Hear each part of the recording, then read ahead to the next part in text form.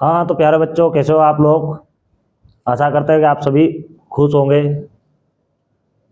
आज हम पढ़ने वाले हैं हिंदी काव्य बोध में अलंकार। क्या पढ़ने वाले हैं? अलंकार। अब अलंकार शब्द से ये निकल के आता है कि सर ये अलंकार होते क्या हैं। आपके मन में ख्याल आता होगा कि अलंकार क्या है। क्या है अलंकार? अलंकार को अगर हम शाब्दिक भाषा में अर्थ देखें तो अलंकार का मतलब होता है आभूषण। क्या होता है? आभूषण या गहने। तो सवाल ये कि ये तो गहने इंसान के लिए हो गए, आम व्यक्ति के लिए हो गए कि हमारी सजावट का आभूषण है। तो काव्य में इसका आभूषण का क्या काम? तो जो काव्य की शोभा बढ़ाए, जैसे गहने इंसान की शोभा बढ़ाते हैं, वैसे जो काव्य की शोभा बढ़ाते, जो काव्यों के गहने हैं, उनको हम कहते हैं अलंकार। क्या कहते हैं? अलंकार। तो अलंकार क्या? तो अलंकार किसे कहते हैं कि जिस प्रकार आभूषण शरीर की शोभा बढ़ाते हैं, उसी प्रकार अलंकार काव्य की सुंदरता बढ़ाते हैं। क्या करते हैं? ये काव्य की सुंदरता बढ़ाने का कार्य करते हैं। तो जिसे हम क्या कहते हैं? अलंकार। क्या कहते हैं? अलंकार। अलंकार शब्द का शाब्दिक अर्थ है आभूषण या सजावट। क्या है? आभूषण या सजावट। एक शाब्दिक अर्थ है काय का? अलंकार का। काव्य या भाषा की शोभा बढ़ाने वाले तत्वों को अलंकार कहते हैं। तो ये अलंकार शब्द से क्या समझ में आया हमें? अलंकार के अर्थ से क्या समझ में आया कि अलंकार का एक शाब्दिक अर्थ होता है सजावट या आभूषण। तो अब इसकी परिभाषा हम क्या दे सकते हैं कि जो काव्य की शोभा बढ़ाने वाले, आभूषण का काम क्या रहता है? किसी व्यक्ति विशेष की शोभा बढ़ाना। तो जो काव्य की शोभा बढ़ाएं, क्या करेंगे? जो काव्य की शोभा बढ़ाएंगे, तो काव्य की शोभा बढ़ाने वाले तत्वों को हम अलंकार कहते हैं। तो इसकी साधारण परिभाषा ये हो गई कि जो काव्य की शोभा बढ़ाने वाले तत्व है, उनको हम अलंकार कहते हैं। अगला शब्द आपका प्रश्न ये बनता है कि सर ये जो अलंकार शब्द है ये किस धातु से बना हुआ है? लोहे से बना है, तांबे का है, पीतल का है, काहे का है? क्योंकि ये जो शब्द है ये कौन सी भाषा का है? तो अलंकार जो शब्द है ये संस्कृत भाषा का शब्द है। कौन सी भाषा का? संस्कृत। अब संस्कृत भाषा का शब्द है तो इसमें जो धातु प्रयोग है क्र। कौन सी धातु है? क्र या कर। तो अलंकार का शाब्दिक अर्थ है आभूषण या सजावट। तो अलम धन क्र धन गण घण, ये अलम है, ये उपसर्ग है।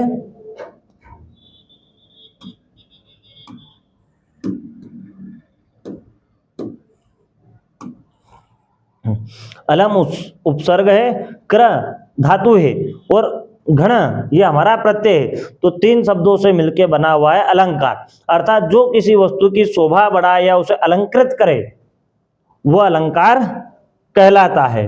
ये देखिए, ये पीछे तस्वीर में आपको दिख रहा है। फोटो में आप देख रहे हैं एक महिला है, आईने में वो अपनी देख रही। तो जिस प्रकार आभूषण शरीर की शोभा बढ़ाते हैं, उसी प्रकार अलंकार भाषा और काव्य की सुंदरता बढ़ाते हैं। ठीक, तो अलंकार भाषा और काव्य की सुंदरता बढ़ाते हैं। अब सवाल यह आता है कि सर ये किसने बताया सबसे पहले? भाई अलंकार काव्य की शोभा बढ़ाते हैं, सब बताने वाला कौन है? इसका जनक कौन है या इसका प्रवर्तक कौन है? जैसे हमारे हिंदी साहित्य के जनक है, आधुनिक हिंदी साहित्य के जनक है। हर विषय का कोई न कोई एक जनक रहता है। विज्ञान के पिता है, इतिहास के पिता है, हेरोडोटस, सारी चीज। तो ये अलंकार का पिता कौन है? अलंकार के जनक कौन है या प्रवर्तक कौन है? तो अलंकार के जनक है भामा। कौन है? ये हमारा ये बैठे, ये कहीं आपको रास्ते मिल जाए तो इनसे राम श्याम कर लेना कि आपने बहुत अच्छा काम किया कि हमें अलंकार से परिचित किया। तो अलंकार संप्रदाय के प्रवर्तक कौन है? आचार्य भामा। कौन है? आचार्य भामा। और ये इन्होंने कहाँ लिखा है?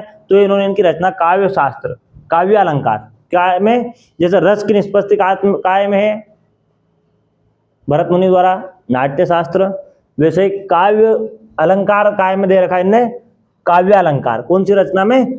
काव्य अलंकार में। तो काव्य या भाषा की शोभा बढ़ाने वाले तत्वों को हम अलंकार कहते हैं। या यूं कहें एक विस्तृत परिभाषा कि जहां शब्दों, काव्य में जहां शब्द या शब्दों के अर्थ के माध्यम से विकार उत्पन्न हो, परिवर्तन उत्पन्न हो, एक सुंदरता आए, उसे हम अलंकार कहते हैं। तो क्या बात निकल गई यहां से? या तो शब्द या शब्द का अर्थ, या दोनों। क्या क्या चीज कि या तो शब्द से अलंकार परिवर्तन उत्पन्न होना चाहिए, सुंदरता आनी चाहिए, या शब्द के अर्थ से, या दोनों से। तो उसी प्रकार हम देखेंगे कि अगर ये सारी चीजें हैं तो फिर अलंकार के भेद कितने।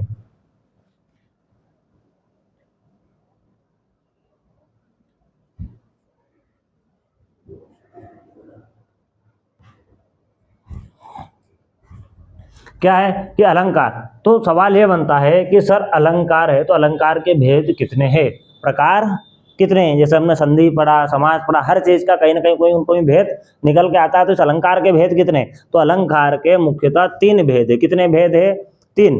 पहला भेद है शब्दालंकार। क्या है बच्चों, शब्दालंकार। दूसरा है अर्थालंकार। क्या है, अर्थालंकार। और तीसरा है उभयालंकार। क्या है, उभयालंकार। तो पहला हमारा जो है शब्दालंकार, तो शब्दालंकार की परिभाषा क्या बनेगी, नाम से स्पष्ट है, शब्द। क्या है, शब्द। कि काव्य में जहां जब किसी शब्द की विशेषता या शब्दों की पुनरावृत्ति से सौंदर्य उत्पन्न हो वहां शब्दालंकार होता है। मतलब कि काव्य में जहां शब्दों के माध्यम से चमत्कार या विकार उत्पन्न हो या सुंदरता उत्पन्न हो वहां शब्दालंकार होता है। दूसरा अर्थालंकार, स्वयं परिभाषा, जब शब्द के अर्थ के माध्यम से, काय के माध्यम से, शब्द के अर्थ के माध्यम से काव्य में जहां सुंदरता उत्पन्न हो वहां अर्थालंकार होता है। पहला शब्दालंकार मतलब शब्द के माध्यम से, दूसरा अर्थालंकार जहां शब्द के अर्थ के माध्यम से चमत्कार, विकार या सुंदरता उत्पन्न हो वहां पर अर्थालंकार होता है। तीसरा है उभयालंकार। क्या है, उभयालंकार। तो कोई कोई सी रचना या लाइन ऐसी रहती है जहां काव्यों के शब्द और अर्थ दोनों के माध्यम से, उभयालंकार नाम से स्पष्ट है, मतलब ये दोनों को अपने अंदर मिश्रित करके रखता है। तो जहां शब्द और अर्थ दोनों के कारण चमत्कार या विकार उत्पन्न हो वहां उभयालंकार होता है। क्या है, शब्दालंकार मतलब शब्द के माध्यम से, अर्थालंकार यानी अर्थ के माध्यम से, और उभयालंकार में दोनों शब्द और अर्थ दोनों के माध्यम से जहां चमत्कार उत्पन्न हो उससे हम उभयालंकार कहते हैं। तो अगला, तो अलंकार के हमारे कितने भेद है, शब्दालंकार, अर्थालंकार और उभया अलंकार। अर्थालंकार के 5 भेद है, सॉरी शब्दालंकार के 5 भेद है, जो 9वीं 10वीं 11वीं 12वीं अलग अलग क्लासों में अलग अलग अलंकार आपको पूछे गए हैं। तो यहाँ हम कुछ महत्वपूर्ण अलंकार पढ़ेंगे, ठीक है। अर्थालंकार के बहुत सारे भेद है, 12 हमारे 9वीं 10वीं 11वीं 12वीं में पूछे गए हैं तो वो पढ़ेंगे। और उभयालंकार के 2 भेद है, सृष्टि और संकर, जिनको हम आगे पढ़ेंगे। तो अभी हम पढ़ेंगे शब्दालंकार और अर्थालंकार के उपभेद, या अर्थालंकार के भेद और शब्दालंकार के महत्वपूर्ण भेद। शब्दालंकार का सबसे प्रथम अलंकार है जो बच्चे को पता है, कौन सा, अनुप्रास। कौन सा, अनुप्रास। अनुप्रास अलंकार जब एक ही वर्ण या अक्षर बार बार आए, क्या हो कि जब एक ही अक्षर या वर्ण की आवृत्ति बार बार आवृत्ति हो वहां अनुप्रास अलंकार होता है। मतलब एक शब्द या एक अक्षर जहां बार बार आता है रचना में वहां अनुप्रास अलंकार होता है। तो सर कैसे, देखिए कि चारू चंद्र की चंचल किरणें खेल रही थी जल थल में। चारू चंद्र चाचा। दूसरा कि चंदू के चाचा ने चंदू की चाची को चांदी की चम्मच से चटनी चटाई। क्या आ रहा है, चाचा। तरीजा तनुजा तट तमाल तरुवर बहु छाए। तो ये जो उदाहरण से हम समझने की कोशिश कर रहे हैं, तो इसमें देखिए चारू चंद्र की चंचल किरणें खेल रही थी जल थल में, स्वच्छ चांदनी बिछी हुई है अवनी और अंबर तल में। ये पंचवटी की लाइन है। तो यहाँ च और चा वर्ण क्या है, चा और चा, और ये ता ता ता ता ता, ये ता वर्ण की आवृत्ति हुई है। तो इसे बोलने में, पढ़ने में बड़ा प्यारा लग रहा है शब्द, एक लय बन रही है, सुंदरता आ रही है पढ़ने में। तो यहाँ कौन सा, अनुप्रास अलंकार। तो अनुप्रास अलंकार का सीधा मतलब कि जहां एक वर्ण की आवृत्ति बार बार हो। लाइन देख लो, एक वर्ण बार बार नजर आए तो आंख बंद करके अनुप्रास लगा दो। ये अपने शब्दालंकार में, ठीक है। दूसरा शब्दालंकार कौन सा है, यमक। कौन सा है, यमक अलंकार।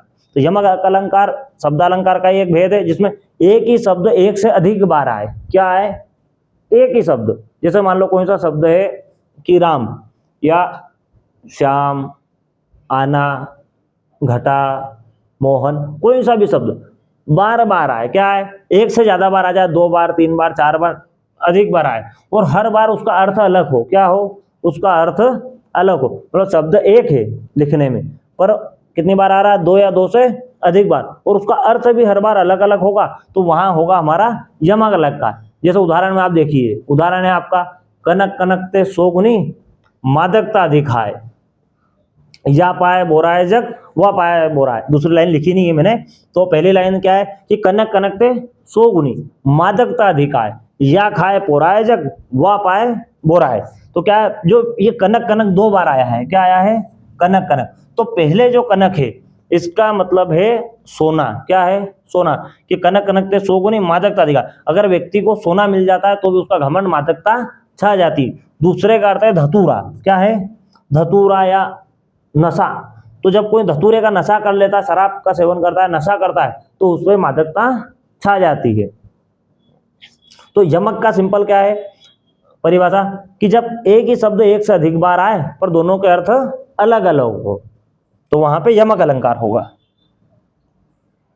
अगला श्लेष अलंकार, ये भी आपका शब्द अलंकार है। तो श्लेष का अर्थ होता है चिपका हुआ। क्या होता है?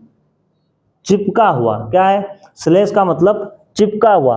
तो परिभाषा आपकी ये बनेगी, या श्लेष अलंकार अगर पूछ ले तो लिखिए परिभाषा। तो क्या कि जब एक शब्द के एक से अधिक अर्थ निकले। क्या निकले? कि जब कोई शब्द एक बार आए और उसके अर्थ एक से अधिक निकले। कितने निकले? एक से अधिक अर्थ निकले, वहां श्लेष अलंकार होता है। कि श्लेष का मतलब ही होता है चिपका हुआ, कि एक ही शब्द से जो बहुत से अर्थ चिपके रहे, वहां होगा श्लेष अलंकार। उदाहरण के माध्यम समझिए कि पानी गए ना उभरे मोती मानुष चून। तो यहाँ पानी कितनी बार आया है?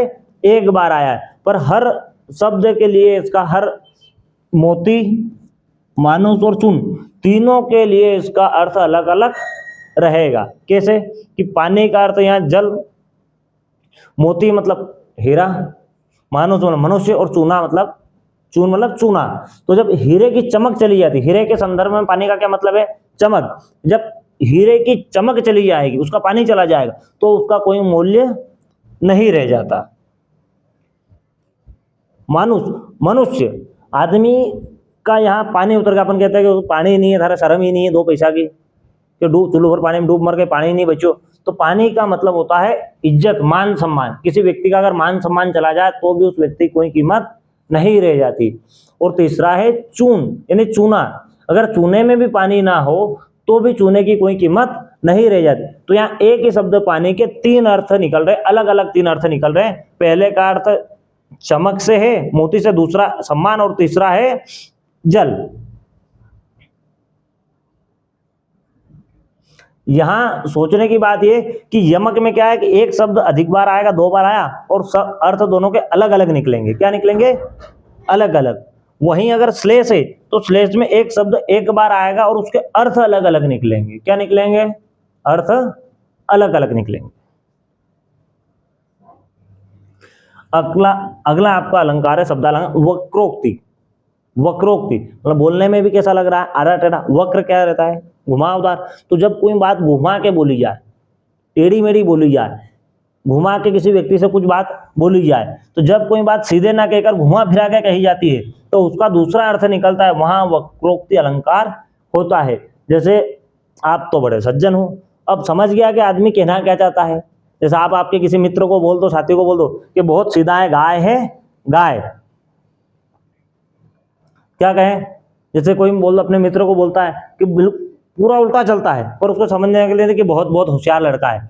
तो एक तो होशियार हुआ, पर दूसरा किसी व्यक्ति को व्यंग में भी हम कहते हैं कि जो बिल्कुल अनपढ़ गवार, उसको कहते हैं बहुत होशियार, तेरे तो क्या कहने, तेरे से बड़ा कलवंत कोई नहीं है। तो वहां पे कौन सा अलंकार हो जाए? वक्रोक्ति। मतलब घुमा के बात कर दीजिए। घर वाले ताने मारते हैं तो सीधा सीधा नहीं मारते, घुमा के मारते हैं कि वो फला के छोरे ने वो कर लिया, कि शर्मा जी की छोरे की नौकरी लग गई। वो अपने को नहीं बोल रहे कि तुम बेरोजगार हो, क्या है, शर्मा जी की छोरे की नौकरी लग गई। अपन समझ जाओगे अपनी बात हो रही है, तो वहां कौन सा हो जाएगा? वक्रोक्ति अलंकार।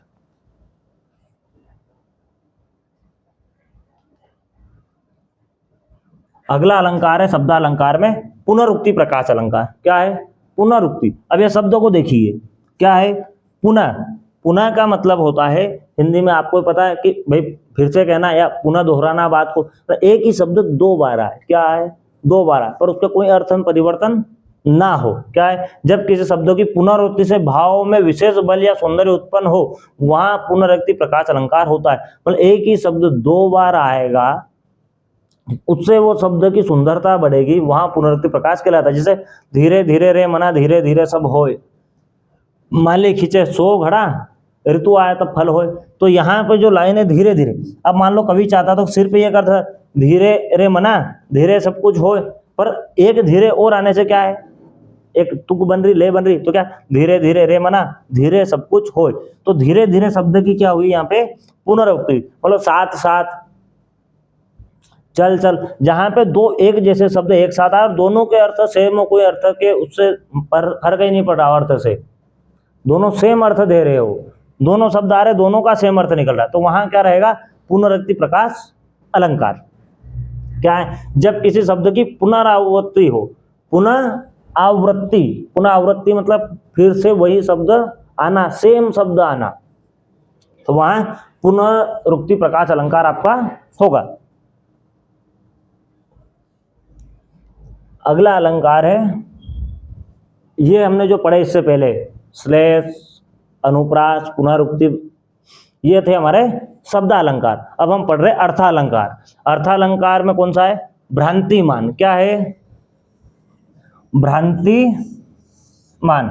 भ्रांतिमान नाम से स्पष्ट है, भ्रांति मतलब भ्रम होना, भ्रांति। तो क्या है परिभाषा, क्या बनेगी? शब्द से ही पकड़ में ले लो उसको, क्या है? भ्रांतिमान। तो जब एक वस्तु को दूसरी वस्तु समझने का भ्रम हो जाए, क्या हो जाए?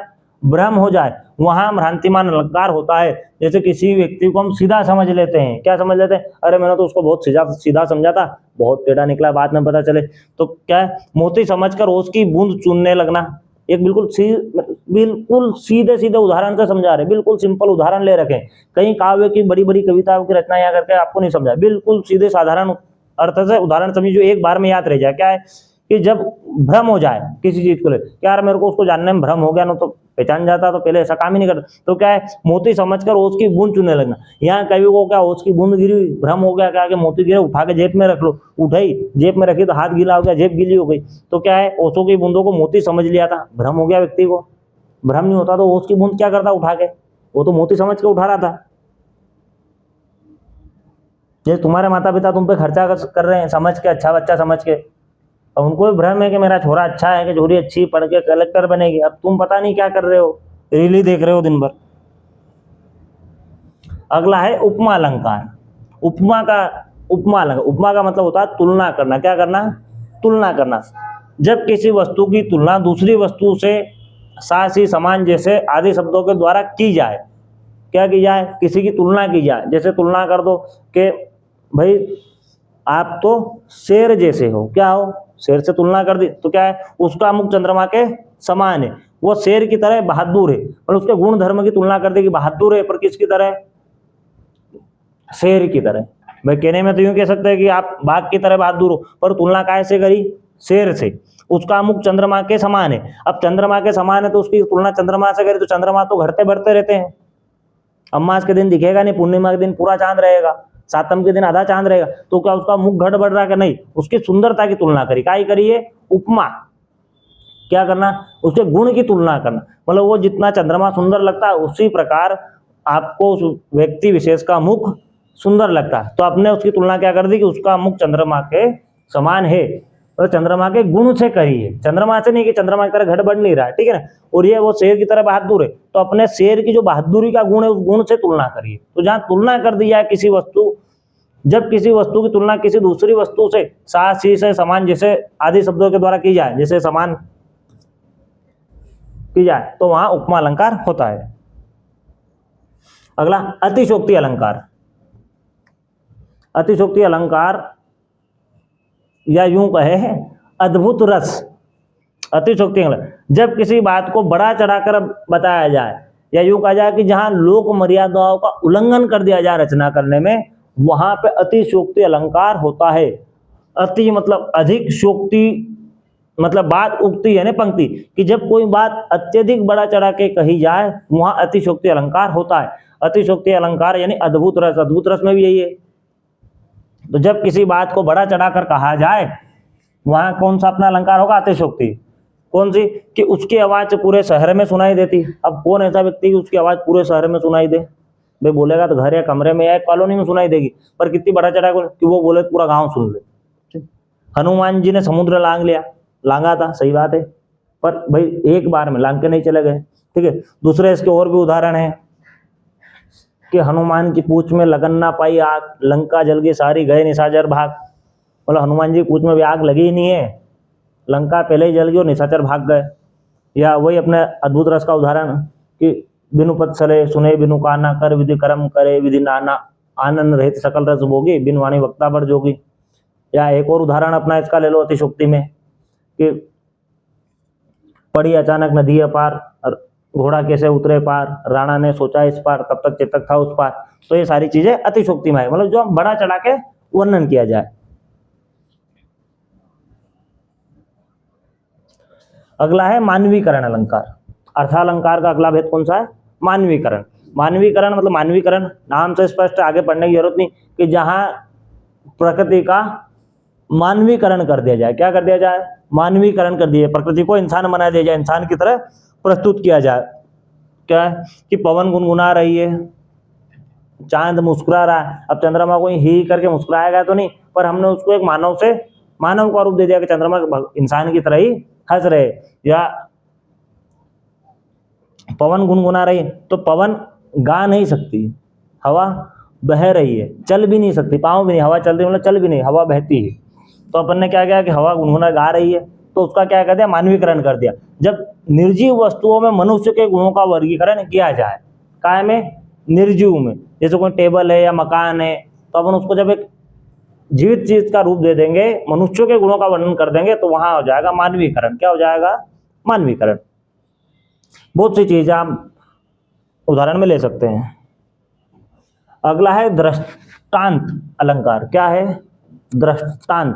दृष्टांत यानी जब किसी बात को उदाहरण के माध्यम से समझाई जाए। जैसे जो अभी इससे पहले मैंने आपको जितनी भी बातें बताई, उसमें हर शब्द के साथ कोई ना कोई उदाहरण 2 लाइन बोल के आपको समझा रहे हैं, तो ये कौन सा हो गया? अपना दृष्टांत। कौन सा हो गया? दृष्टांत। कि जब उदाहरण देके समझाई जाए, जब किसी बात को स्पष्ट करने के लिए उदाहरण प्रस्तुत किए जाए, वहां दृष्टांत अलंकार होता है। मतलब कोई से भी आप गणित के सवाल करते हो तो उसमें आपको उदाहरण के द्वारा समझाया जाता है, तो वहां कौन सा हो जाएगा? आपका दृष्टांत अलंकार। जैसे दीपक स्वयं जलकर दूसरों को प्रकाश देता है, वैसे ही सज्जन लोग दूसरों का भला करते हैं। अब यहाँ क्या है कि भाई दीपक उजाला दे रहा है, सज्जन भला कर रहे, पर उदाहरण दिया है कि दीपक का उदाहरण दिया। काय का दिया है? दीपक का उदाहरण देके समझाया गया है कि भाई सज्जन व्यक्ति भी एक दीपक के तरह है, उनके गुण बताए गए। तो दृष्टांत का सीधा सा मतलब कि जहाँ उदाहरण देके आपको समझाया जाए वो दृष्टांत अलंकार। अब ये इतने सारे पढ़ाए समझाए, आप सोचो कि साहब कैसे याद रखें एक बार में? ये तो अभी और बच्चे हैं बहुत से, तो पढ़ाए नहीं, आपको अगली क्लास में पढ़ाएंगे विस्तृत। ठीक है ना? ये तो साधारण जो 9वीं 10वीं में जो पूछे गए तो वही अलंकार हमने लिए, या 12वीं में पूछे गए तो वही लिए थे। अलंकार के और भी भेद है, या जो शॉर्ट टेक है, कैसे समझे? तो समझो, शब्द अलंकार मतलब शब्द से, काय से? बात को पकड़ो, शब्द अलंकार। अलंकार अलग हो गया, बचा क्या? शब्द। तो जहाँ शब्द के माध्यम से चमत्कार हो रहा है, सुंदरता बढ़ रही है, वो शब्द अलंकार। तो कैसे? अनुप्रास, एक ही वर्ण अक्षर की बार बार आवृत्ति होगी। यमक, एक ही शब्द की पुनरावृत्ति, लेकिन हर बार अर्थ, पुनरावृत्ति मतलब वो 2 बार आए। कितनी बार आएगा? 2 बार आएगा, पर दोनों के अर्थ अलग अलग निकलेंगे। वहां क्या हो जाएगा? यमक। पुनरावृत्ति प्रकाश में क्या होगा? शब्द 2 बार आएगा, पास पास में आएगा, पर अर्थ अलग नहीं रहेगा, अर्थ एक ही रहेगा।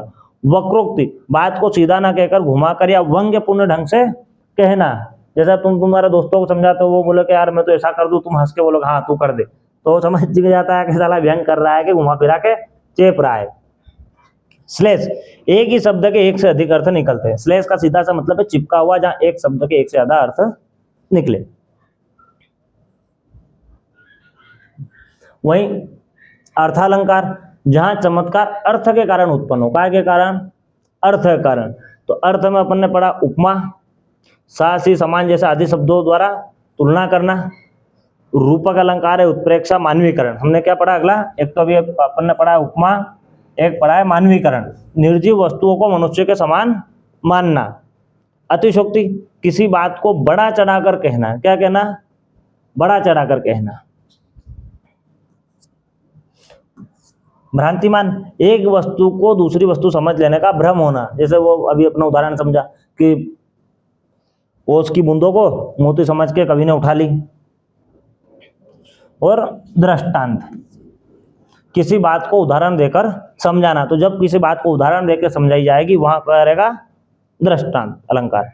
बाकी और भी आपके अलंकार है, रूपक, उत्प्रेक्षा, अति संदेह, सांग, रूपक, विरोधाभास, व्यतिरेक, ये सारे भी हम पढ़ेंगे जब हम अर्थालंकार को विस्तृत पढ़ेंगे, जब हम इस पे बड़ी क्लास लेके आएंगे अलंकार के ऊपर, उसमें आपको पूरा पढ़ाया जाएगा। अभी सीधा सा सिंपल पढ़ाया गया है।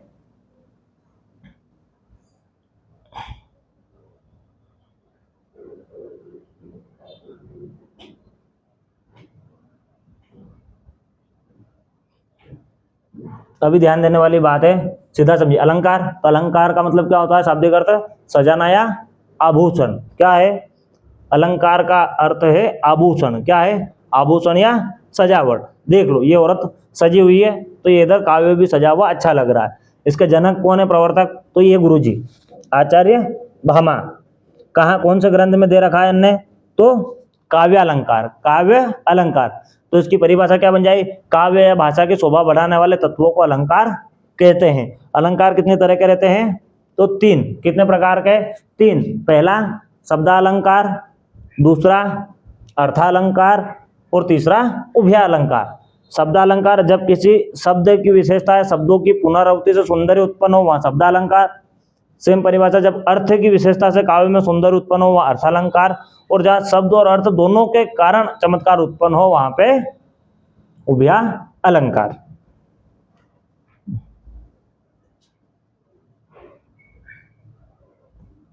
ये इसका स्क्रीनशॉट ले लो आप लोग।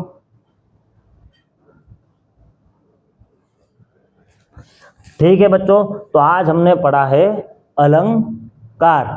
अगर आपको अच्छा लगा हो तो आगे भी हमसे जुड़े रहिए, चैनल को सब्सक्राइब कीजिए और भी अपने दोस्तों को शेयर कीजिए। हम आपकी 9वीं 10वीं 11वीं 12वीं हिंदी से संबंधित काव्य बोध, भाषा बोध, व्याकरण और जो आपके पाठ दिए गए सारी चीज़ें यूट्यूब पे समय समय से अपलोड करेंगे, जिसमें आपका कोर्स लगातार चलता रहेगा। सारी क्लासें आपको हमारे चैनल पे फ्री में उपलब्ध कराई जाएगी। ठीक है, धन्यवाद साथियों।